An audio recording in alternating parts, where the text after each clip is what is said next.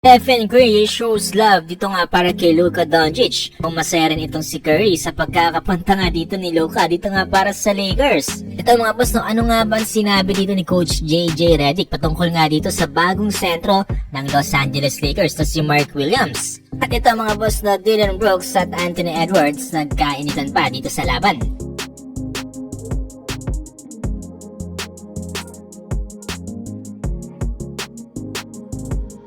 Solid pa rin talaga ang laban ngayon ng Golden State Warriors kontra nga dito sa Los Angeles Lakers. Saan tinalo ng Lakers etong Warriors sa final score 120-112. At ito nga mga boss ay nakapagtala itong si LeBron James ng 42 points, 17 rebounds at 8 assists. Namahan niya lang naman si Michael Jordan sa mga players sa NBA history na nakapagtala ng 40-point game sa edad na 40 years old. Ang hindi pa rin talaga kumukupas etong si LeBron James mga boss, na nga ba habang tumatagal ay parang mas lalo pa siyang lumalakas dito nga para sa kanilang team. Official na rin inintroduce etong si Luka Doncic dito nga para sa Los Angeles Lakers kanina. Makikita naman natin na mukhang masaya na itong si Luka dito nga sa pagpunta niya sa Los Angeles Lakers. Yung una medyo na awkward pa siya dito para sa Lakers, pero ngayon mukhang unti-unti nang napaprocess dito nga para kay Luka etong pagpunta niya sa Lakers. Tapos sa naging laban niyan, eto spotted si Luka Doncic at itong si Stephen Curry. Pakita ng respeto etong si Curry dito para kay Luka Doncic. Mukhang masaya rin siya dito para kay Doncic, na makikita naman natin yan dito sa video. Ito during press conference nga mga boss, no, nagkaroon nga ng pagkakataon maitanong dito ang head coach ng Los Angeles Lakers na si JJ Redick kung ano nga ba daw masasabi niya dito nga sa panibagong sentro na kinuha dito ng Los Angeles Lakers prior nga dito sa pagkakakuha nila dito nga kay Luka Doncic. Tanong dito kay Coach JJ Redick kung ano nga ba daw yung masasabi niya dito para kay Mark Williams. Dito ni JJ Redick, matagal niya na nga daw kilala itong si Mark Williams at matagal niya na nga din daw inoobserbahan ang player na to.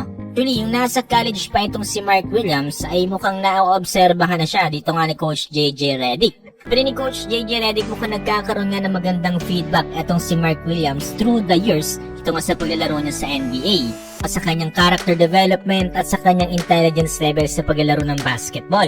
Ipa dito ni Coach JJ Redick, napaka-familiar niya nga daw dito kay Mark Williams, kaya naman talagang magiging good fit siya ito nga para sa kanilang team. Now daw ay magandang fit talaga itong si Mark Williams para nga sa future ng Lakers. So dyan ay tinanong din itong medical history nga dito ni Mark Williams dahil ay si reporter ay medyo injury prone etong si Mark Williams. Ayon dito kay Coach JJ Redick ay mukhang maaalagaan naman doon nila ito ng husta itong si Mark Williams. Marami din silang center na available dito para sa Lakers. Hindi daw gaano problema yung ganitong issue. Sabi rin dito ni Coach JJ Redick, magiging magandang fit nga daw itong si Mark Williams, lalong-lalo na sa playing style dito nga ni Luka Doncic.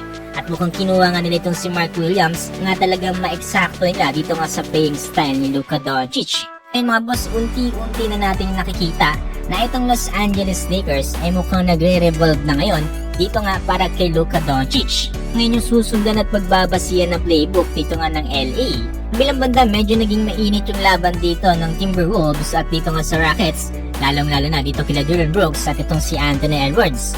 Ito ngayon matapos mabigyan ng foul dito ni Dillon Brooks atong si AE at bumagsak nga ito sa sahig.